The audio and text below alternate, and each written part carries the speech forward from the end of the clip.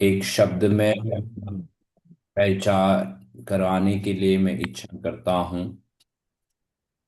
എൻ്റെ പേര് സന്തോഷ് വർഗീസ് എന്നാണ്. വീട് കോട്ടയത്തിനടുത്ത് കുമരകം എന്ന് പറയുന്ന സ്ഥലത്താണ്. प्रभु के दास के नाम संतोष वर्गीस हैं। वो केरल में कोट्टयम नाम के जिला में कुमरम नाम का एक क्षेत्र में निवास करते हैं। ഭാര്യ, മൂന്ന് മക്കൾ കർത്താവ് ഞങ്ങൾക്ക് നൽകി. उनको पत्नी और 3 बच्चों को प्रभु ने उन्हें दान दिए हैं। 1983 സെപ്റ്റംബർ മാസം 15 രക്ഷിക്കപ്പെടാനുള്ള അവസരം ദൈവം എനിക്ക് നൽകി. 1983 में सितंबर महीना 3 तारीख को प्रभु को अपने जीवन में उद्धारकर्ता के रूप में स्वीकार करने का प्रभु ने अवसर दिया। അന്ന് തന്നെ പരിശുദ്ധാത്മാവിന്റെ അഭിഷേകത്താൽ കർത്താവ് എന്നെ നിറച്ചു. और उसी दिन परमेश्वर ने उन्हें आत्मा के अभिषेक से भी भर दिए। എൻ്റെ എൻ്റെ സ്കൂൾ വിദ്യാഭ്യാസത്തിന് ശേഷം മണക്കാല തിയോളജിക്കൽ സെമിനാരിയിൽ ദൈവവചനം പഠിക്കാൻ കർത്താവ് കൃപ നൽകി. और अपने स्कूल की पढ़ाई के पश्चात सेमिनारी में जाकर प्रभु के वचन को अध्ययन करने का अवसर परमेश्वर ने उन्हें दिया। 1991 മുതൽ ദൈവസഭയുടെ ശുശ്രൂഷകനായി പല ഇടങ്ങളിലും കേരളത്തിലായിരിക്കാൻ ദൈവം സഹായിച്ചു. 1991 से परमेश्वर की सेवकाई में केरल के क्षेत्र में अलग अलग क्षेत्रों में सेवकाई करने के लिए प्रभु ने उन्हें अवसर दिया है। ആ സുവിശേഷത്തിന്റെ ഒരു ഭാഗമായി മുംബൈയുടെ പ്രദേശത്തും കർത്താവിനെ ഉയർത്തുവാൻ ദൈവം അവസരം നൽകിയതിനായി സ്തോത്രം ചെയ്യുന്നു. उस सुसमाचार की सेवकाई के भाग में इस मुंबई क्षेत्र में भी आकर प्रभु के नाम को ऊंचा उठाने के लिए प्रभु ने ऐसे अवसर दिया, इसलिए प्रभु का मैं धन्यवाद करता हूँ।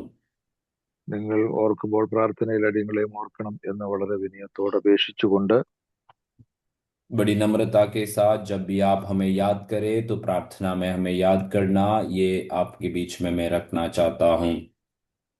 കർത്തൃദാസൻ അനുവദിച്ചിരിക്കുന്ന സമയത്തിന്റെ പരിധിക്കകത്ത് നിന്നുകൊണ്ട് നിങ്ങൾക്ക് തരുവാൻ പരിശുദ്ധാത്മാവ് എന്റെ മേൽ ഫലമേൽപ്പിച്ച ഒരു ദൈവവചനം വായിക്കുവാൻ കർത്താവിൽ ആഗ്രഹിക്കുകയാണ്. प्रभु के दास ने दिया हुआ समय के उस सीमा में रहते हुए प्रभु ने मुझे दिया हुआ कुछ संदेश को मैं आपके बीच में देने के लिए शरण करता हूँ। മത്തായി സുവിശേഷം 17 അധ്യായത്തിന്റെ 20-21 വാക്യങ്ങൾ നമുക്ക് ശബ്ദമുയർത്തി വായിക്കാം.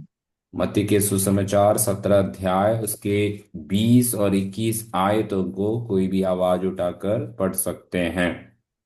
ആർക്കെങ്കിലും ഒരാൾക്ക് ശബ്ദമുയർത്തി അൺമ്യൂട്ട് ചെയ്തിട്ട് വായിക്കാമല്ലോ. कोई भी एक जन നിങ്ങൾക്ക് കടുകുമണിയോളം വിശ്വാസമുണ്ടെങ്കിൽ ഈ മലയോട് ഇവിടെ നിന്ന് അങ്ങോട്ട് നീങ്ങുക എന്ന് പറഞ്ഞാൽ അത് നീങ്ങും. നിങ്ങൾക്കൊന്നും അസാധ്യമാകുകയും ഇല്ല.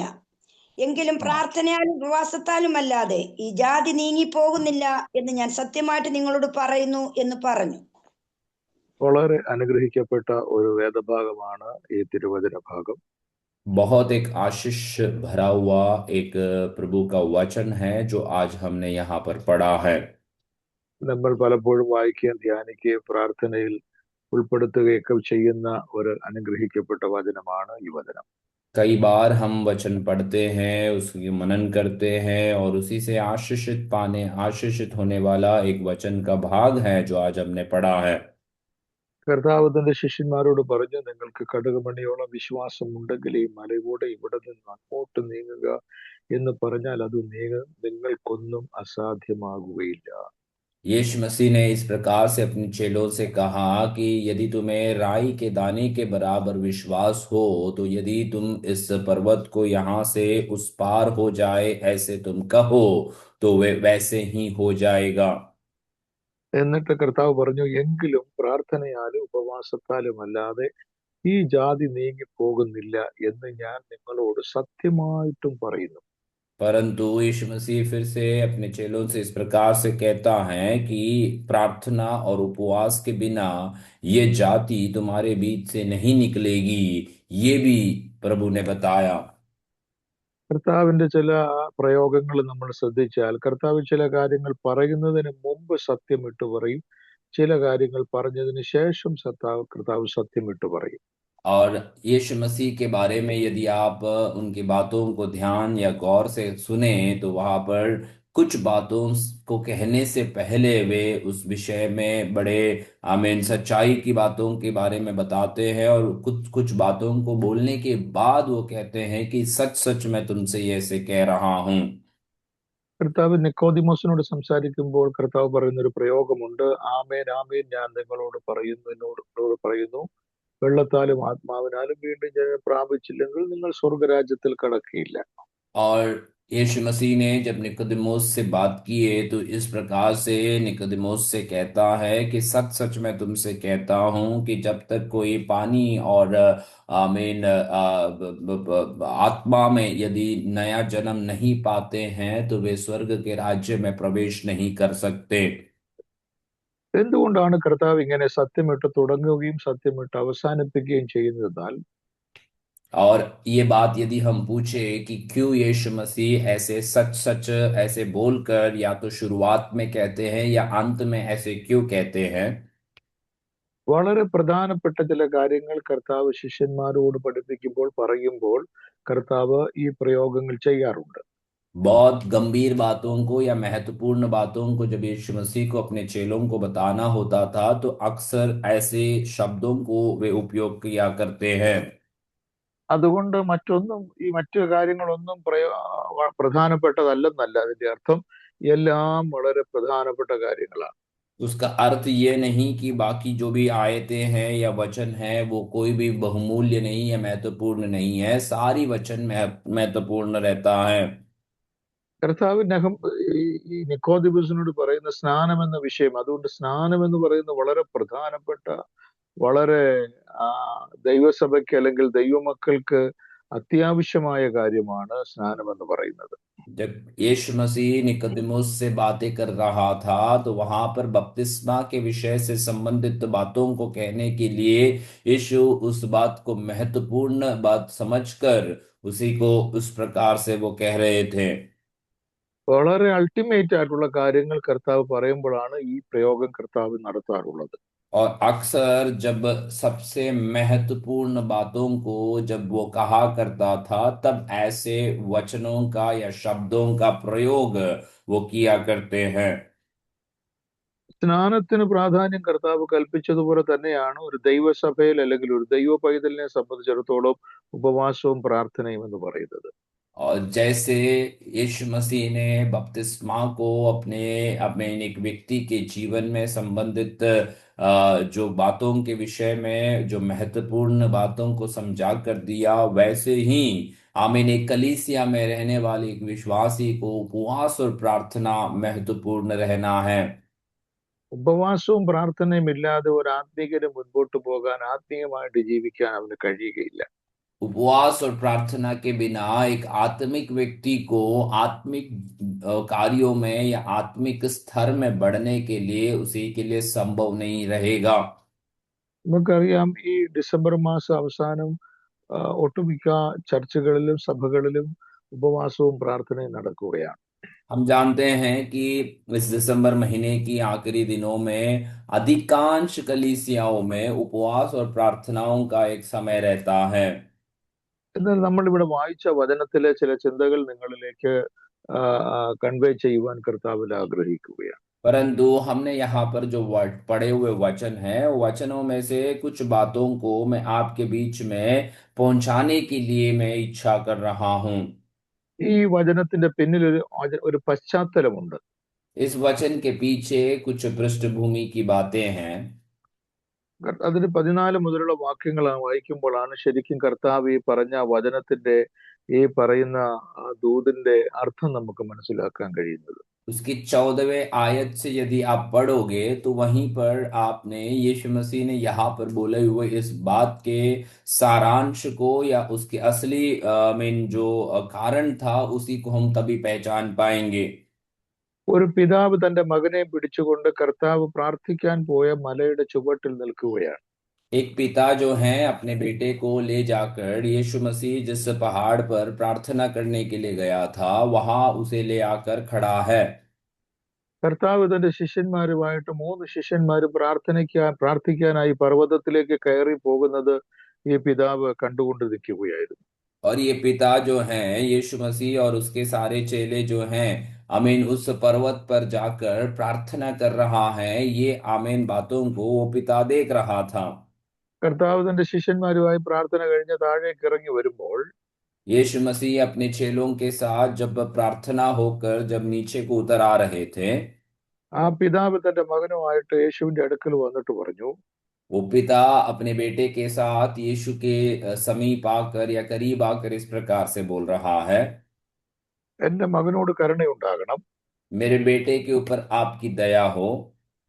അവൻ ചന്ദ്രരോഗം പിടിച്ച് പലപ്പോഴും തീയിലും പലപ്പോഴും വെള്ളത്തിലും വീണ് വല്ലാത്ത കഷ്ടത്തിലായി പോകുന്നു. और उसे मिर्गी की बीमारियां हैं और वो कई बार इस प्रकार से आग में या पानी में गिरते हैं और बहुत बड़ा दुख उठाता है। ഈ ആ വാക്യത്തിന്റെ അർത്ഥം ആ വാക്കിന്റെ അർത്ഥം ഇങ്ങനെയാണ്: കർത്താവെ, ഇവൻ നടക്കാൻ തുടങ്ങിയ കാലം മുതലേ ഇവൻ ഒരു ഭാരമായിട്ടാണ് എന്റെ ജീവിതത്തിൽ. और उस वचन का अर्थ हम ऐसे समझ सकते हैं कि वो ये पिता जो है यीशु मसीह से कहता है कि हे प्रभु, ये लड़का जब से चलने लगा है तब से ये हमारे लिए एक बड़ा बोझ के समान अवस्था में है।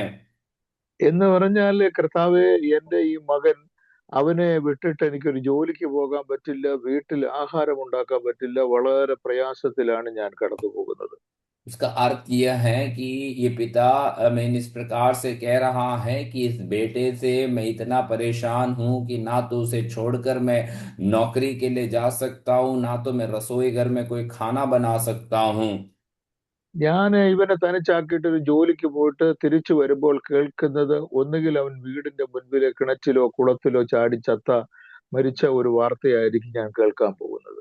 जब मैं इसे अकेला घर छोड़कर जब मैं जाऊंगा तो मेरे लौटने के समय शायद हो सकता है कि इस प्रकार का एक खबर को मैं सुनूं कि ये लड़का मेरे सामने वाले घर के सामने वाले उस कुएं में कूद कर मरा हुआ एक समाचार को शायद मुझे सुनना पड़ेगा। അതല്ലെങ്കിൽ ഞാൻ വീട്ടിൽ ഭക്ഷണം പാചകം ചെയ്യാൻ എന്റെ അടുപ്പിൽ തീ കത്തിച്ചാൽ കണ്ണ് വിട്ട് തിരിഞ്ഞാൽ ഇവൻ അടുപ്പിൽ ചാടി ചത്ത വാർത്തയാണ് എനിക്ക് ഞാൻ കേൾക്കാൻ പോകുന്നത്. और ऐसा नहीं, मान लीजिए मैं रसोई घर में मैं भोजन बना रहा हूं और उस समय मेरे ध्यान एक पल के लिए भी हट जाए तो ये लड़का जाकर उस आग में गिरकर उसकी मरने की जो समाचार हैं वही शायद मेरे अपने जीवन में मैं सुनने के अनुभव होगा। ജന്മം കൊടുത്ത മകനെ മരണത്തിന്റെ മുമ്പിൽ വലിച്ചെറിയാൻ മനസാക്ഷി അനുവദിക്കാത്തത് കൊണ്ട് ഞാൻ ഇവന്റെ കൈക്ക് പിടിച്ച് ഞാൻ ഇങ്ങനെ അവനെ നടത്തിക്കൊണ്ടിരിക്കുകയാണ്. ഇവൻ എനിക്ക് ഇപ്പോൾ ഒരു വലിയ ഭാരമായി തീർന്നിരിക്കുക, കർത്താവേ. जिसे मैंने जन्म दिया है उसे मेरी आंखों के सामने मरते हुए देखना नहीं चाहता हूं, इसीलिए मैं इसको अपने साथ साथ लेकर हमेशा चलता हूं और ये अब मेरे लिए एक बोझ के समान बन चुका है। ഒറ്റ വാക്ക് പറഞ്ഞ, കർത്താവേ, ഇവനെ ചുമ്മി ഞാൻ മടുത്തു ഇരിക്കുന്ന അവസ്ഥയാണ് ഇപ്പോൾ. अगर संक्षिप्त में कहूं तो इस प्रकार से वो पिता कह रहा है कि प्रभु, इसे मैं उठा उठा कर थक चुका हूं। നിന്റെ ശിഷ്യന്മാരുടെ അടുക്കൽ ഞാൻ എന്റെ മകനെ കൊണ്ടുവന്നു, അവർക്ക് സൗഖ്യമാക്കാൻ കഴിഞ്ഞില്ല. और आपके चेलों के पास मैंने मेरे बेटे को ले आया था लेकिन वे उसे चंगाई नहीं दे पाए। ഈ മോനുമായിട്ട്, എന്റെ മകനുമായിട്ട് പോകാത്ത സ്ഥലമില്ല, കൊടുക്കാത്ത മരുന്നില്ല, കാണാത്ത ആളുകളില്ല, അവനെ കൊണ്ട് പോകാത്ത ഇടങ്ങളില്ല, ചെലവാക്കാൻ ഇനി പണമില്ല. ഞാൻ വളരെ തകർന്നിരിക്കുന്ന ഒരു അവസ്ഥയിലാണ് ഇപ്പോൾ. और उस बेटे के द्वारा मैंने बहुत सारे कर्ज को उठाया है। मैं यहाँ उसे ऐसे जगह नहीं रह गया जहाँ मैं उसे ले नहीं गया हूँ। सारे दवाइयों के पास, सारे दवाई खानों था, डॉक्टरों के पास, सब जगह पर मैं उसे ले जा गया हूँ। अब ऐसे कोई भी जगह नहीं रह गया है। പോകാൻ ഇനി ഇടമില്ല. അവസാനമായിട്ട് നിന്റെ അടുക്കൽ ഞാൻ വന്നിരിക്കുകയാണ്. और जाने के लिए कोई भी रास्ता नहीं है मेरे पास, मैं अंत में तेरे पास आया हूँ। ഇനി പോകാൻ നിന്റെ ഇടമല്ലാതെ മറ്റൊരു സ്ഥലമില്ല. अब जाने के लिए आपके इस जगह के अलावा मेरे पास और कोई स्थान नहीं है। അവൻ കർത്താവിനോട് പറയുന്ന അർത്ഥം ഇത്രേ ഉള്ളൂ: കർത്താവ്, നിനക്ക് കഴിയുമെങ്കിൽ എന്റെ മകനെ സൗഖ്യമാക്കി തരണം. वो अपने बात इस प्रकार से यीशु मसीह से कहता है कि हे प्रभु, यदि तुझसे संभव है तो मेरे बेटे को चंगाई देना है। കർത്താവ് ഒരൊറ്റ സമയം കൊണ്ട് അവനെ സൗഖ്യമാക്കി അപ്പന്റെ കയ്യിൽ തിരികെ കൊടുത്തു. और प्रभु यीशु मसीह ने क्षण भर में उस बेटे को चंगाई कराकर उसको अपने पिता के हाथों में सौंप दिया। എന്നെ ഈ ഡിവൈസിൽ കാണുന്ന ദൈവമക്കളോട് ഈ പ്രഭാതത്തിൽ ഒരു സന്ദേശം ഞാൻ ആത്മാവിൽ വിളിച്ചു പറയാം. और मुझे देखने वाले प्रिय लोगों को इस सुबह के समय में मैं आपके बीच में आत्मा में एक संदेश को मैं बोलना चाहता हूँ। നിങ്ങൾ മടുത്ത ചില വിഷയങ്ങൾക്കകത്ത് എന്റെ ദൈവം പ്രവർത്തിക്കാൻ ഇന്ന് പകല് നമ്മുടെ നടുവിൽ കടന്നു വന്നിട്ടുണ്ട്. आप जिस विषय में थक चुके हैं उसके बीच में कार्य करने के लिए और उसके बीच में समाधान लाने के लिए मेरे प्रभु यीशु मसीह आज सुबह यहाँ पर उपस्थित हैं। നിങ്ങൾ ചുമ്മി മടുത്ത, നിങ്ങൾ പ്രാർത്ഥിച്ചു മടുത്ത, നിങ്ങൾ ചിലവാക്കി മടുത്ത ചില വിഷയത്തിനകത്ത് പരിശുദ്ധ ആത്മാവ് ഇന്ന് പകൽക്കാലം നിങ്ങളെ സഹായിക്കാൻ നിങ്ങളുടെ അടുക്കൽ വന്നിട്ടുണ്ട്. आप जिस विषय को उठा कर थक चुके हैं, आप जिस विषय के प्रति खर्च करके थक चुके हैं, आप जिस विषय से हार मान चुके हैं, उस विषय में एक समाधान लाने के लिए परमेश्वर की पवित्र आत्मा आपकी निकट आज आए हैं। മാസങ്ങളായി ചുമന്ന്, വർഷങ്ങളായി ചുമന്ന് ഈ 2025 അവസാനം എത്തിയിട്ടും ജീവിതത്തിൽ പ്രശ്നങ്ങൾക്ക് പരിഹാരമില്ലാതെ ഈ ദിവസങ്ങളിൽ ഭാരപ്പെടുന്ന ദൈവമക്കളോട് ഞാൻ വിളിച്ചു പറയുന്നു, നമ്മുടെ കർത്താവ് ഈ പ്രഭാതത്തിൽ നിങ്ങളുടെ അടുക്കൽ നിൽപ്പുണ്ട് നിങ്ങളുടെ പ്രശ്നത്തിന് പരിഹാരം നൽകാൻ. हो सकता है कि आप कई महीनों से इस विषय के प्रति आप भोज में बैठे हुए हैं, हो सकता है सालों से आप उस विषय के भोज को लेकर इस 2025 के आखिरी महीनों में भी आप आए हुए हैं, परंतु परमेश्वर की आत्मा इस प्रकार से आपसे कह रहा है कि आपके विषय के प्रति एक हल लेकर आने के लिए प्रभु की आत्मा आपकी उपस्थिति आपके बीच में उपस्थित है। ഇന്ന് ഈ സന്ദേശം കേൾക്കുമ്പോൾ കർത്താവെ ഇന്ന് പകൽക്കാലം ഞാനത് വിശ്വസിക്കുന്നു എന്ന് പറയുന്ന എത്ര പേരുണ്ട്? നിങ്ങളുടെ വിഷയത്തിന്മേൽ ഇടപെടാൻ എന്റെ കർത്താവ് പർവ്വതത്തിൽ നിറങ്ങി വന്ന് നിൽപ്പുണ്ട് നിങ്ങളുടെ അടുക്കൽ. आज संदेश सुनने के समय में कितने लोग ऐसे कहने के लिए तैयार हैं कि प्रभु हाँ हम इनमें विश्वास करता हूं, और ऐसे विश्वास करने वालों के लिए वो पहाड़ में से उतर कर आकर आपके मध्य में उपस्थित हो परमेश्वर की उपस्थिति है। തന്റെ 3 ശിഷ്യന്മാർ പർവ്വതത്തിൽ കുടിലുണ്ടാക്കി കുടിലിൽ ഇരുത്താനായി അവർ ശ്രമിച്ചതാണ്. പക്ഷേ നിന്റെ വിഷയം പർവ്വതത്തിന്റെ താഴെ നിൽക്കുന്നത് കണ്ടുകൊണ്ട് ആ കുഞ്ഞെ ഇന്ന് പർവ്വതത്തിൽ അവൻ നിന്റെ അടുക്കൽ ഇറങ്ങി വന്ന് നിൽക്കുന്നത് നിന്റെ വിഷയത്തിൽ ഇന്ന് പകൽ ഇടപെടുന്ന ദിവസമായിരിക്കുമെന്ന് ദൈവാത്മാവി ഞാൻ ദൂതായി കൈമാറുകയാണ്. यीशु मसीह के चेले जो थे यीशु मसीह को और उनके अपने आप के लिए आमीन उस पर्वत में या उस पहाड़ में कुछ तंबुओं को बनाकर वहीं पर वास करने के लिए वे इंतजाम कर रहे थे, परंतु यीशु मसीह जानता था कि आप अपने विषय को लेकर उस पर्वत के नीचे आ खड़े हैं और आपके विषय को हल करने के लिए यीशु मसीह आपके लिए उतर आ रहे हैं। ഇന്ന് പകൽ എത്ര പേർക്ക് വിശ്വാസമുണ്ട് കർത്താവ് ഉയരത്തിൽ നിന്ന് പർവ്വതത്തിൽ നിന്ന് എന്റെ അടുക്കൽ ഇറങ്ങി വന്നിരിക്കുന്നത് എന്നെ കാണാൻ, എന്റെ വിഷയത്തിൽ ഇടപെടാനാ എന്ന് വിശ്വസിക്കുന്ന എത്ര പേരുണ്ട്? അവർക്ക് വേണ്ടി പ്രവർത്തിക്കുന്ന ഒരു ദൈവം ഇന്ന് പകൽക്കാലം നമ്മോട് കൂടെയുണ്ട്. आज सुबह के समय में ये बात को विश्वास करने वाले कितने लोग हैं कि मेरे परमेश्वर जो हैं मेरे लिए मेरे विषयों के लिए आमीन आमीन मेरे विषयों को एक समाधान ले आने के लिए उस पर्वत पर से उतर आया है, और ऐसे विश्वास करने वालों के लिए कार्य करने वाला प्रभु आज आपके बीच में उपस्थित हैं। കഴിഞ്ഞ ഒരു വർഷം മുഴുവനും ദൈവസന്നിധിയിലിരുന്ന് കരഞ്ഞ വിഷയത്തിന് മറുപടി ഇല്ലെങ്കിൽ പരിശുദ്ധയാത്മാവിൽ ഈ വചനത്തിൽ കൂടെ ഞാൻ ഒരു ദൂത് കൈമാറുന്ന കുഞ്ഞെ, നിന്റെ വിഷയത്തിന്റെ മേൽ എന്റെ ദൈവത്തിന്റെ പ്രവൃത്തി വെളിപ്പെടുന്ന ഒരു പകലാണ് ഇന്നത്തെ പകൽക്കാലം. और पिछला 1 साल भर आपने जिस विषय के लिए आंसू बहाया है, प्रार्थना किया है, और उस विषय के प्रति यदि आपने कोई समाधान या उत्तर को नहीं पाया है, तो आज इस सुबह के समय में प्रिय लोगों याद रखना कि परमेश्वर आपके लिए आपके विषयों के लिए हल लेकर आने के लिए आज आपके बीच में उपस्थित आया है। ഇന്ന് പകലും നാം പറയുന്ന ദൈവത്തിന്റെ വചനം നമ്മുടെ ഹൃദയം കൊണ്ട് വിശ്വസിക്കാൻ കഴിയുന്നെങ്കിൽ മാത്രമേ നമ്മൾ ഈ പറയുന്ന ദൈവവചനത്തിന്റെ വിടുതൽ നമ്മുടെ വ്യക്തിപരമായ ജീവിതത്തിൽ അനുഭവിക്കുവാൻ നമുക്ക് കഴിയുകയുള്ളൂ.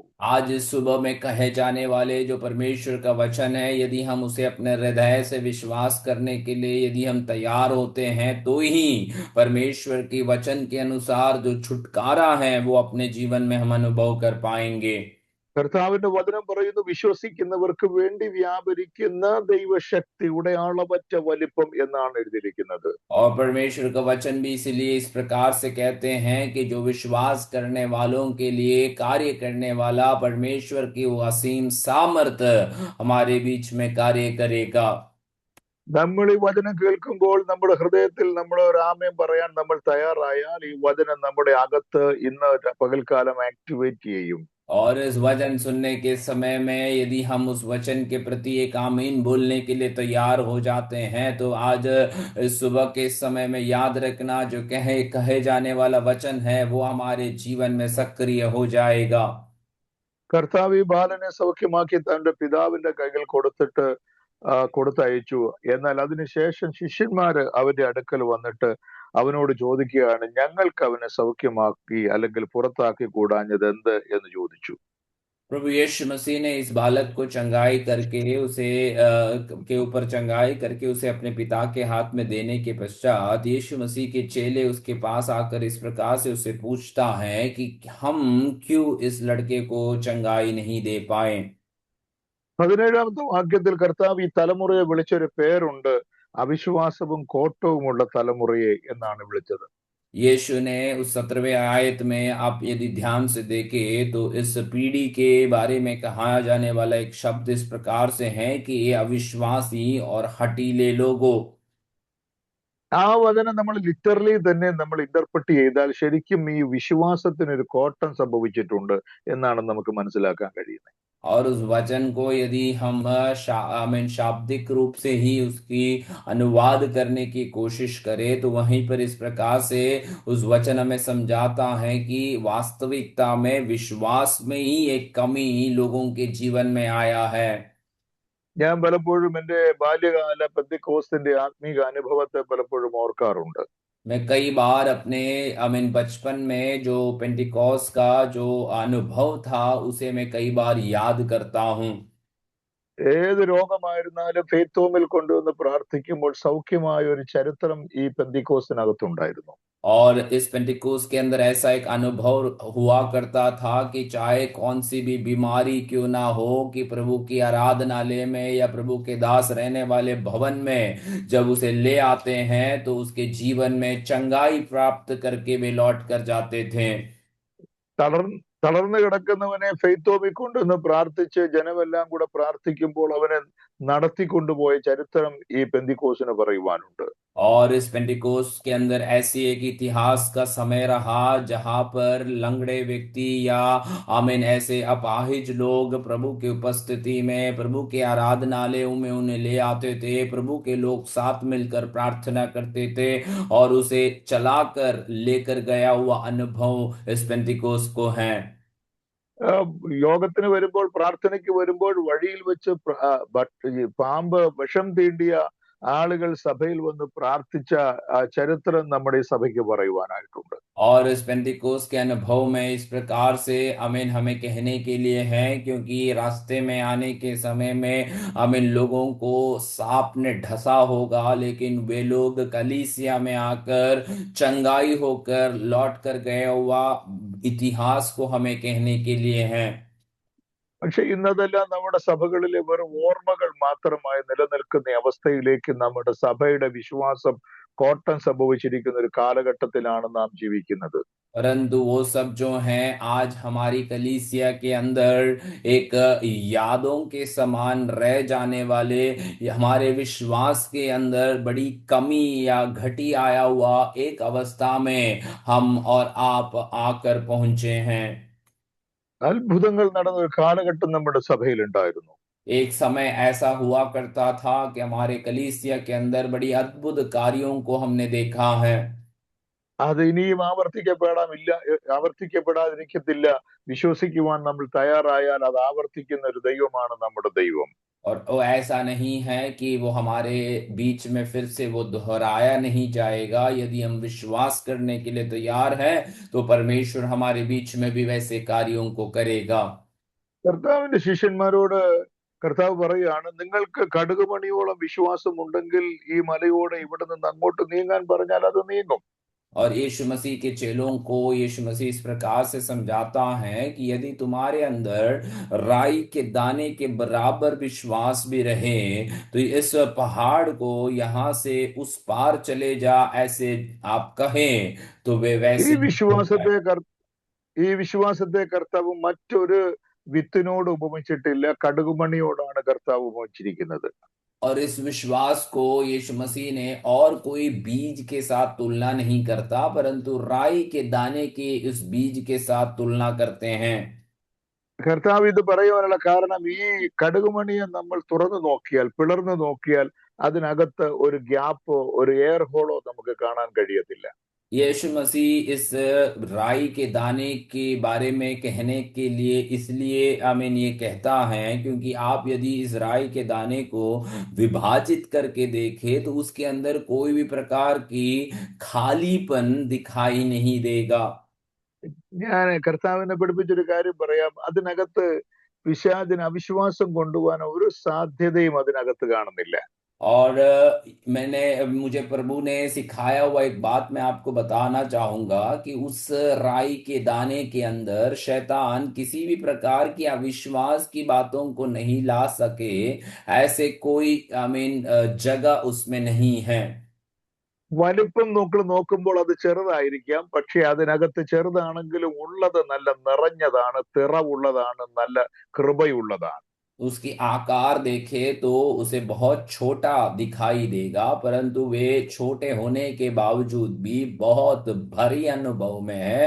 उसके अंदर खराई और विश्वास की मात्रा जो है बहुत अच्छे रीति से हमें देख पाएंगे।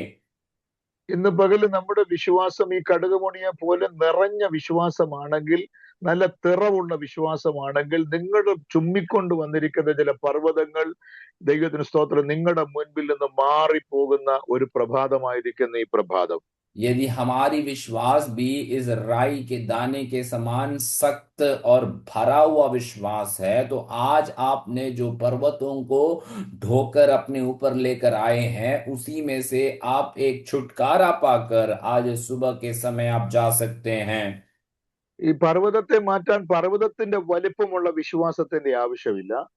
और पर्वत को हटाने के लिए, पहाड़ को हटाने के लिए पहाड़ समान विश्वास की आवश्यकता नहीं है। ഈ കടുകുമണിയുടെ വലിപ്പമുള്ള നിറവുള്ള ഒരു വിശ്വാസമുണ്ടെങ്കിൽ, കുഞ്ഞേനെ ഒരു ദൂത് ഞാൻ ഈ പ്രഭാതത്തിൽ നിങ്ങളോട് പറയാം. നിങ്ങൾ ചുമ്മിക്കൊണ്ട് നടക്കുന്ന ചില പർവ്വതങ്ങൾ നിങ്ങളുടെ മുൻപിൽ ഇനി 2026 കാണാൻ എന്റെ ദൈവം അനുവദിക്കില്ല. परंतु वचन कहता है कि आपके अंदर एक राई के दाने के बराबर भी विश्वास यदि आपके अंदर रहे तो आप जो पर्वतों को, पहाड़ों को आपके ऊपर बोझ के समान लेकर चल रहे हैं, इस 2025 में उसे आप छोड़कर खाली अनुभव में आप जा सकते हैं। നിങ്ങൾ കണ്ടുകൊണ്ട് നടക്കുന്ന, നിങ്ങൾ ചുമ്മിക്കൊണ്ട് നടക്കുന്ന, 2025 മുഴുവനും ചുമ്മിക്കൊണ്ട് നടക്കുന്ന ചില പർവ്വതങ്ങളെ എടുത്തെന്റെ ദൈവം കടലിൽ ഇടുന്ന ഒരു വർഷമായിരിക്കും ഈ വർഷമെന്ന് ദൈവാത്മാവിൽ ഞാൻ ദൂത് കൈമാറുകയാണ്. और आप जिस पर्वतों को आपके ऊपर ढोकर चल रहे हैं, इस साल भर में आपने जो भी बोझ अपने ऊपर लेकर आए हैं, वो 2025 के आखिरी दिन ऐसा समय होगा जो आपके ऐसे बोझ को परमेश्वर उठाकर उस पानी में फेंकने वाले अनुभवों को आप अपने जीवन में अनुभव कर पाएंगे। നിങ്ങൾ കാണേണ്ട, നിങ്ങൾ അനുഭവിക്കേണ്ട, നിങ്ങൾ കാലുകുത്തേണ്ട ചില വാഗ്ദത്തങ്ങളെ മറച്ചു വെച്ച് നിന്റെ തലയ്ക്ക് മീതെ വളർന്നു നിൽക്കുന്ന നിന്റെ പ്രശ്നങ്ങളുടെ പർവ്വതങ്ങളെ എടുത്തെന്റെ ദൈവം കടലിന്റെ ആഴത്തിലിടുന്ന ഒരു പകൽക്കാലമായിരിക്കും ഇന്ന് പകൽക്കാലം. और आप आगे नहीं बढ़ पाएंगे, आप कभी भी अपने जीवन में प्रभु की सामर्थ्य को अनुभव नहीं कर पाएंगे। ऐसे प्रश्नों से घेरे हुए अनुभवों को यदि आप विश्वास करते हैं तो मेरे प्रभु आपके सारे प्रश्न और बोझ को उठाकर उस पानी के इन गहरे स्थानों में फेंक देंगे, ऐसा एक अनुभव आज आप प्रभु की उपस्थिति में अनुभव कर सकते हैं। നാമും നമ്മുടെ സന്തതികളും നമ്മുടെ തലമുറകളും അനുഭവിക്കപ്പെടേണ്ട വാഗ്ദത്തങ്ങൾക്കകത്ത് കാല് കുത്തിക്കില്ലെന്ന് പറഞ്ഞ് നിനക്ക് നേരെ വളർന്നു നിൽക്കുന്ന ചില കൂറ്റൻ പർവ്വതങ്ങളെ കർത്താവ് ഇന്ന് പകൽക്കാലം എടുത്തു മാറ്റുന്ന പകലാണ്. വിശ്വസിക്കുന്ന ദൈവമക്കൾക്കായി ഞാൻ കർത്താവിന് സ്തോത്രം ചെയ്യുന്നു. हम और हमारे परिवार, हमारे संतान जो हैं, प्रभु की आशीषों को अनुभव नहीं कर पाएंगे। ऐसे पर्वतों के समान आपके जीवन में लेकर आने वाली समस्याओं को आज मेरा परमेश्वर आपके जीवन से हमेशा हमेशा के लिए हटा देने के लिए है, यदि आप विश्वास करने के लिए तैयार होते हैं तो। അമേരിക്ക കണ്ടുപിടിക്കാൻ കടന്നുപോയ കൊളംബസ് എന്ന് പറയുന്ന മനുഷ്യൻ ആ സമുദ്രത്തിൽ കൂടെ സഞ്ചരിക്കുമ്പോൾ ഒരു കൂറ്റൻ പാറക്കെട്ടിന്റെ സമീപത്തെത്തി. और अमेरिका के आविष्कार करने के लिए गए हुए कोलंबस नाम का वो व्यक्ति जब अपने यात्रा में था, तो उस जहाज में से जाने के समय में एक बड़ी पर्वत की श्रृंखला को अपने सामने उसने अनुभव किया। ആ പാറക്കെട്ടിൽ തനിക്ക് മുമ്പായി കടന്നുപോയ ആളുകൾ ആരോ എഴുതി വെച്ച് നോ മോർ ബിഹൈൻഡ്. और उस पर्वत के सामने या उस चट्टान के सामने किसी ने इस प्रकार लिख कर रखा है कि अब कब पीछे मुड़कर देखने की ऐसी कभी नौबत नहीं होगी। ഈ വാർത്ത വായിച്ചവരെല്ലാം കടന്നു എന്നിട്ട് മടങ്ങി തിരിച്ച് അവരുടെ രാജ്യങ്ങളിലേക്ക് പോയി. और ये जो जो भी पढ़े हुए लोग थे, ये सब पढ़कर वे लौटकर अपने अपने जगहों में चले गए। പക്ഷെ കൊളംബസ് അത് വാർത്ത കണ്ടിട്ട് പുറകോട്ട് പോയില്ല, വീണ്ടും അദ്ദേഹം മുൻപോട്ട് സഞ്ചരിച്ചു. परंतु कोलंबस नाम की ये जो व्यक्ति जो था, ये समाचार या ये वचन को या शब्द को पढ़कर वे लौट कर नहीं गए, वे अपनी यात्रा को आगे की ओर जारी रखा। അദ്ദേഹം മുൻപോട്ട് പോകുമ്പോൾ കുറെ സമയം കഴിഞ്ഞപ്പോൾ പച്ച ഇലകളും പക്ഷികളും ഒക്കെ ആകാശത്തും വെള്ളത്തിൽ കൂടെ കാണാൻ അദ്ദേഹത്തിന് കഴിഞ്ഞു. പച്ച ഇലകൾ ഒഴുകി വരുന്നു, ആകാശത്തിൽ പക്ഷികൾ പറക്കുന്ന അദ്ദേഹം കാഴ്ച കണ്ടു. और वे अपनी इस यात्रा में जब आगे बढ़ते गए, तो यात्रा के बीच में वे कुछ हरे पत्तों को और कुछ पक्षियों को वहां आसपास में उड़ता हुआ उन्होंने नजर किया। കുറെ സമയം കഴിഞ്ഞപ്പോൾ അദ്ദേഹം മനോഹരമായ ഒരു തീരം അവിടെ കണ്ടു. कुछ समय के पश्चात उन्होंने एक बड़ी सुंदर सी एक टापू या एक किनारे की एक दृश्य को उन्होंने देखा।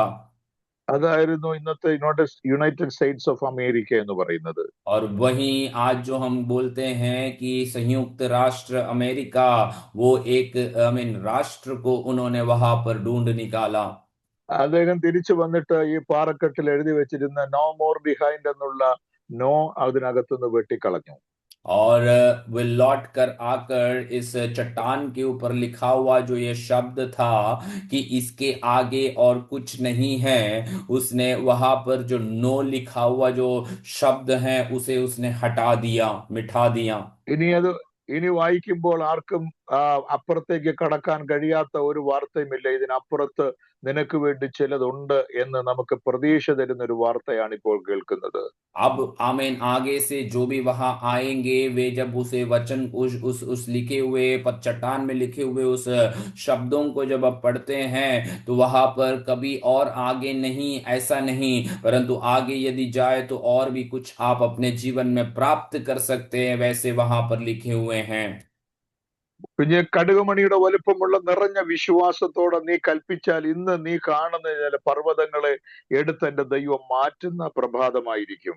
और प्रिय लोगों, आपके अंदर राई के दाने के बराबर भी विश्वास यदि आप कार्य में लेकर आते हैं, तो आज आप देखने वाले पहाड़ों को हटाने वाला एक सुबह का समय आपके जीवन में रहेगा।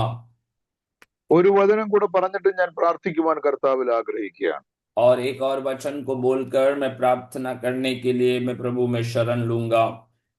മത്തായി സുവിശേഷം 21-ാം അധ്യായം അതിന്റെ 18 മുതൽ 21 വരെയുള്ള വചനങ്ങൾ നമ്മൾ ഇങ്ങനെ വായിക്കുമ്പോൾ, मत्ती के सुसमाचार 21 अध्याय उसके 18 से लेकर 21 आयतों को जब आप पढ़ते हैं, രാവിലെ അവൻ നഗരത്തിലേക്ക് മടങ്ങി പോകുന്ന സമയം, सुबह के समय में जब वो अपने शहर की ओर लौट कर जाने के अवसर में, യേശുവിന് വിശന്നിട്ട് വഴിയരികെ ഒരു അത്തിവൃക്ഷം കണ്ടു.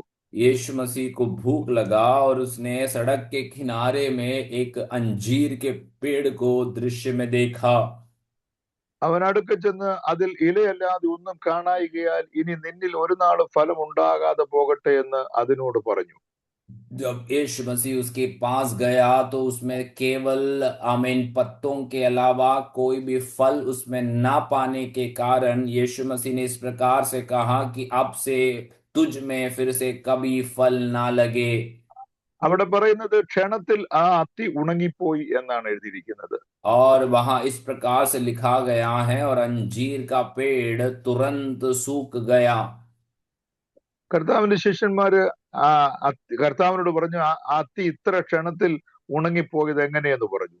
और यीशु मसीह के चेलों ने यीशु मसीह से इस प्रकार से पूछा कि ये जो अंजीर के पेड़ हैं इतने तुरंत सूख जाने का कारण कैसा है। അതിന് യേശു അവരോട് പറഞ്ഞത്, നിങ്ങൾ സംശയിക്കാതെ വിശ്വാസമുള്ളവരായാൽ. और इसलिए यीशु मसीह ने अपने चेलों से इस प्रकार से कहा कि यदि तुम विश्वास रखो और संदेह ना करो तो ഈ അത്തിയോട് ഞാൻ ചെയ്തതുപോലെ നിങ്ങളും ചെയ്യും എന്ന് കർത്താവ് പറഞ്ഞു. जिस प्रकार से मैंने इस अंजीर के साथ किया है वैसे तुम भी अपने साथ कर पाओगे। ഈ അത്തിയുടെ നിൽപ്പ് കണ്ടാൽ ഇങ്ങനെ വളർന്ന് പടർന്ന് തഴച്ചു കൊഴുത്ത് പന്തലിച്ച് കിടക്കുകയാണ്. കണ്ടാൽ ഇതിനകത്ത് എന്തൊക്കെയും ഉണ്ട് എന്നാണ് നമുക്ക് തോന്നുന്നത്. इस अंजीर को आप दूर से देखें तो बड़े आमीन ऐसे दृश्य को वो दिखा रहा है कि वे बहुत फलवंत अवस्था में हैं, हरे भरे अवस्था में हैं। വിശന്നു വരുന്ന യേശു അതിനകത്ത് നത്തിപ്പഴം കഴിച്ച് വിശപ്പടക്കാൻ വന്നപ്പോൾ और भूख में चलकर आने वाला यीशु जब उसके करीब आ रहे हैं तो उसने ऐसे मन में इच्छा किया कि उसमें से कुछ फल खाकर अपने भूख को वे मिटा അതിനകത്ത് सके। ഒരു ഇലയല്ലാതെ ഒരു ഫലവും ഇല്ലായിരുന്നു. और ऐसा दृश्य यीशु देखता है कि उसमें पत्तों के अलावा कोई भी फल उस पेड़ में नहीं रहा।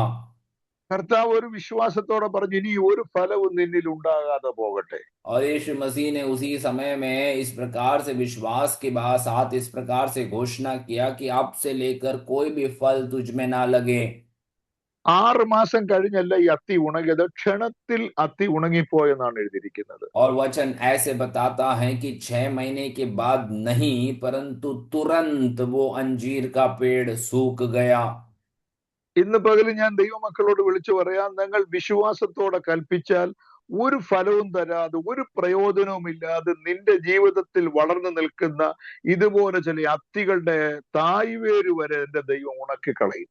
आज सुबह के समय में परमेश्वर की आत्मा आपसे इस प्रकार से कहने के लिए कह रहा है कि आपके जीवन में ऐसे इस अंजीर के पेड़ के जैसा कोई फल नहीं लाने वाला, कोई अच्छा अनुभव नहीं देने वाले ऐसे पेड़ों को यदि आप विश्वास से घोषणा करते हैं तो उसके जड़ समेत उसे सुखा देने के लिए प्रभु आपके जीवन में काम करेगा। ഒരു ഫലവുമില്ലാതെ നിന്റെ ശരീരത്തില് നീ പാർക്കുന്ന മണ്ണില് വളർന്നു നിൽക്കുന്ന ചില പാരമ്പര്യങ്ങളുടെ പൈശാചികതയുടെ ശക്തികളുടെ തായ്വേര് ഇന്ന് ഈ പ്രഭാതത്തിൽ ഉണങ്ങുന്ന പകൽക്കാലമായിരിക്കും. और आमीन आपके जीवन में कोई फल नहीं लाने वाले, आपके जीवन में आमीन जो परंपराएं या रीति रिवाजों का जो पेड़ आपके जीवन में उग कर खड़े हैं उसे आज निकालने वाला, हमेशा के लिए हटाने वाला एक सुबह का समय आपके जीवन में ठहरेगा। നിനക്ക് നന്മ തരാതെ നിന്റെ കുടുംബത്തിനകത്ത്, നിന്റെ നന്മ തലമുറകൾക്കകത്ത്, നിന്റെ ഭൗതിക വഴികൾക്കെതിരെ നിന്റെ നന്മകളെ ഇല്ലാതാക്കുന്ന, ഒരു പ്രയോജനമില്ലാതെ ഒരു ഫ്രൂട്ടും ഇല്ലാതെ വളർന്നു നിൽക്കുന്ന ചില വളർച്ചകളെ ഈ പ്രഭാതത്തിൽ എന്റെ ദൈവം ഉണക്കിക്കളയുന്ന പ്രഭാതമായിരിക്കും. आपके जीवन में कोई भी आशीष ना लेकर आने वाले, आपके भवन के अंदर, आपके बच्चों के अंदर कोई भी प्रकार की आशीष ना लाने वाले ऐसे आमीन इस अंजीर के पेड़ के समान बिना फल की अवस्था में रहने वाले हरेक ऐसी परिस्थितियों को परमेश्वर उसके जड़ समेत आपके जीवन से हटा देगा। നീയും നിന്റെ തലമുറയും നീ അനുഭവിക്കപ്പെടേണ്ട നന്മകളെ മണ്ണിനകത്ത് മറഞ്ഞു കിടന്ന് ഊറ്റി കുടിക്കുന്ന ചില പൈശാചിക മണ്ഡലങ്ങളുടെ തായ്വേരുകൾ ഇന്ന് ഈ പ്രഭാതത്തിൽ ഉണങ്ങുന്ന പകൽക്കാലം അവിശ്വസിക്കുന്ന എത്ര ദൈവമക്കളുണ്ട്? ചേർന്നൊരാമേൻ പറയാം. और आप और आपके बच्चे अनुभव ना कर सकेंगे ऐसे, आमीन, आपके जमीन में या आपके जीवन में, आमीन, ऐसे कुछ अवस्थाएं हैं, ऐसे कुछ पेड़ हैं जो आपकी आशीषों को चुरा कर ले रहा है, उसे आज पूर्ण रीति से खत्म कर देने के लिए यीशु मसीह आपके जीवन में आए, आपके बीच में आए हुए हैं। कितने लोग विश्वास के साथ प्रभु की स्तुति का धन्यवाद करेंगे? നിന്റെ ശരീരത്തിൽ നീ അറിയാതെ നിനക്കെതിരെ വളർന്നു നിൽക്കുന്ന രോഗത്തിന്റെ ചില സിംറ്റമുകൾ, അതിന്റെ അണുക്കൾ, അതിന്റെ രോഗത്തിന്റെ തായ്വേരുകളെ എന്റെ കർത്താവ് ഇന്ന് പകലിൽ ഈ വചനം കൊണ്ട് ഉണക്കിക്കളയുന്ന ദിവസമായിരിക്കും. और आपके जीवन में, आपके शरीर में, आप जाने बगैर ही आपके अंदर, आमीन, आने वाली बीमारियों का जड़ों को, आमीन, आप जब विश्वास के साथ घोषणा करते हैं तो आपके जीवन से उसे हटाने के लिए परमेश्वर आज आपके बीच में उपस्थित हैं। യെശയ്യാ പ്രവാചകന്റെ പുസ്തകം 55 അധ്യായം അതിന്റെ 10 വാക്യത്തിൽ ഇങ്ങനെ ഒരു വാക്യം എഴുതി വെച്ചിട്ടുണ്ട്. यशायाह नबी के पुस्तक, आमीन, 55 अध्याय, आमीन, वहां पर इस प्रकार से वचन इस प्रकार लिखा हुआ है। മഴയും ഹിമവും ആകാശത്തുനിന്ന് പെയ്യുകയും और आमीन, जो बारिश है और हिम है जो आकाश से वो बरसाएगा, അവിടേക്ക് മടങ്ങാതെ വിതപ്പാൻ വിത്തും और वहां पर बिना रुके, आमीन, बोने के लिए जो बीज हो, തിന്മാൻ ആഹാരവും നൽകത്തക്കവണ്ണം और आमीन, आपको खाने के लिए भोजन प्रदान करे इस प्रकार से, ഭൂമിയെ നനച്ച് ഫലവത്തായി വിളയിക്കുന്നത് പോലെ भूमि को, आमीन, भिगोकर उसे फलवंत अवस्था में लाने का उस समान എന്റെ വായിൽ നിന്ന് പുറപ്പെടുന്ന എന്റെ വചനമായിരിക്കും. और वचन इस प्रकार से कहता है कि मेरे मुंह से निकलने वाला मेरा वचन इसी समान रहेगा। അത് വെറുതെ മടങ്ങി വരാതെ मेरा मुंह से निकले हुए वचन वे ऐसे ही लौट कर ना आते हुए എനിക്കിഷ്ടമുള്ളത് നിവർത്തിക്കുകയും ഞാൻ അയച്ച കാര്യം സാധിക്കുകയും ചെയ്യും. मेरे इच्छा के अनुसार वे अपने कार्यों को करेगा, और जिस कार्य से, उद्देश्य से वचन को दिया गया, वो अपने जीवन में वो हासिल करेगा। ഇന്ന് കർത്താവ് അയക്കുന്ന വചനം, ആ വചനം തനിക്കിഷ്ടമുള്ളത് ചെയ്യുന്ന വചനമാണ്. और आज जो परमेश्वर वचन बेचता है, वो वचन उसकी इच्छा अनुसार वो कार्य करने वाला है। ആ വചനത്തിന്റെ പ്രത്യേകത അത് വെറുതെ മടങ്ങി വരത്തില്ല, ഒരു റിസൾട്ടുമായിട്ടേ മടങ്ങി വരത്തുള്ളൂ. और वो वचन की खासियत इस प्रकार से है कि वे यूं ही लौट कर नहीं आता, वे अपने, आमीन, नतीजे को लेकर ही वे लौट कर जाते हैं। ആ वचനം ചില കാര്യങ്ങൾ സാധിപ്പിച്ചേ മടങ്ങി വരത്തുള്ളൂ. वो वचन का कार्य इस प्रकार से है कि जिस उद्देश्य से उसे भेजा गया था उसे वो पूरा कर कर ही वे लौट कर आएंगे। നിന്റെ മുൻപിൽ നിൽക്കുന്ന പർവ്വതത്തെ കർത്താവ് ഇന്ന് പകൽക്കാലം അതിനെ എടുത്ത് മാറ്റിക്കളയുവാൻ പോകുകയാണ്. आपके सामने, आमीन, खड़े रहने वाला जो पर्वत है, आज प्रभु उसे आपके जीवन से हटाने के लिए वे चाहते हैं। നിനക്ക് നന്മ തരാതെ ഒരു പ്രയോജനവുമില്ലാതെ വളർന്നു നിൽക്കുന്ന ചില രോഗത്തിന്റെ, ചില പാരമ്പര്യത്തിന്റെ ആ തായ്വേരുകളെ എന്റെ ദൈവം ഇന്ന് പകൽക്കാലം ഈ വചനത്താൽ ഉണക്കിക്കളയുകയാണ്. और आपके जीवन में कोई भौतिक या, आमीन, आत्मिक आशीषों को ना लाकर आपके अंदर ऐसे सुखा देने वाली अनुभवों को ले आने वाले ऐसे, आमीन, वृक्षों को इस वचन के द्वारा परमेश्वर उसके जड़ समेत उसे खत्म करने की इच्छा रखता है। അവന്റെ വായിൽ നിന്ന് പുറപ്പെടുന്ന ദൈവത്തിന്റെ വചനം ഒരു തീയായി അത്തിയുടെ മേൽ വ്യാപരിക്കുമ്പോൾ അതിന്റെ ഉച്ചി മുതൽ തായ്വേര് വരെ കത്തി കരിഞ്ഞു പോയതുപോലെ ചില രോഗത്തിന്റെ ബന്ധനങ്ങൾ, ചില പൈശാചിക ബന്ധനങ്ങൾ എന്റെ കർത്താവ് ഇന്ന് പകൽക്കാലം ദഹിപ്പിച്ച് കരിച്ചു കളയുന്ന ഒരു പകലായിരിക്കും. और जैसे उसके वचन से निकले हुए, मुंह से निकला हुआ जो वचन है वो एक आग के समान जिस प्रकार से उस अंजीर के पेड़ को खत्म कर दिया, वैसे आपके जीवन में कई ऐसे बीमारी की जड़ों को, ऐसे दुष्ट के कार्यों के जड़ों को, आमीन, उसके जड़ समेत नष्ट करने का एक सुबह का समय आपके जीवन में आज के दिन ठहरेगा। വിജയ്, ഞാൻ ഇന്ന് പകൽ നിങ്ങൾക്ക് വേണ്ടി ഒരു വാക്ക് പ്രാർത്ഥിക്കാൻ ആഗ്രഹിക്കുക. प्रिय लोगों, हम आपके लिए आज सुबह के समय एक शब्द में प्रार्थना करने की इच्छा करते हैं। ചില പർവ്വതങ്ങൾ നീങ്ങിപ്പോകുന്ന പകലാണ്. और कई ऐसे पहाड़ आपके जीवन से हट जाने का एक दिन का समय रहे। നിനക്കെതിരെ വളർന്നു നിൽക്കുന്ന ചില അത്തികളുടെ തായ്വേര് വരെ ഉണങ്ങുന്ന പകലാണ്. और आपके अमीन खिलाफ में उठकर खड़े रहने वाले कई ऐसे अंजीर के पेड़ को नष्ट करने वाला एक समय आज आपका दिन में है। ചില പാരമ്പര്യങ്ങളുടെ കെട്ടുകൾ അഴിയുന്ന പകൽക്കാലമാണ്. कई अमीन जो परंपराएं या रीति रिवाज का जो बंधन टूटने का आमीन दिन आज आप पहुंचे हैं। ഈ ഈ വചനം കേട്ടുകൊണ്ടിരിക്കുമ്പോൾ കർത്താവിനോട് സംസാരിക്കുന്ന ഉറപ്പുള്ളവർ മാത്രം നിങ്ങളുടെ കരം ഉയർത്തിപ്പിടിച്ച് ഞാൻ നിങ്ങൾക്ക് വേണ്ടി പ്രാർത്ഥിക്കാൻ പോവുകയാണ്. इस वचन को सुनने के समय में परमेश्वर मुझसे बात कर रहा है, ये दृढ़ विश्वास और निश्चय रखने वाले लोग अपने हाथों को उठाकर रखेंगे। मैं तुम्हारे लिए प्रार्थना करना चाहता हूँ। സ്വർഗീയ പിതാവേ, ഞങ്ങൾ ഈ കരം ഉയർത്തി നിൽക്കുന്ന നിന്റെ മക്കൾക്ക് വേണ്ടി പ്രാർത്ഥിക്കുന്നു. स्वर्गीय पिता, हम आज इस हाथ उठाए हुए लोगों के लिए प्रार्थना करते हैं।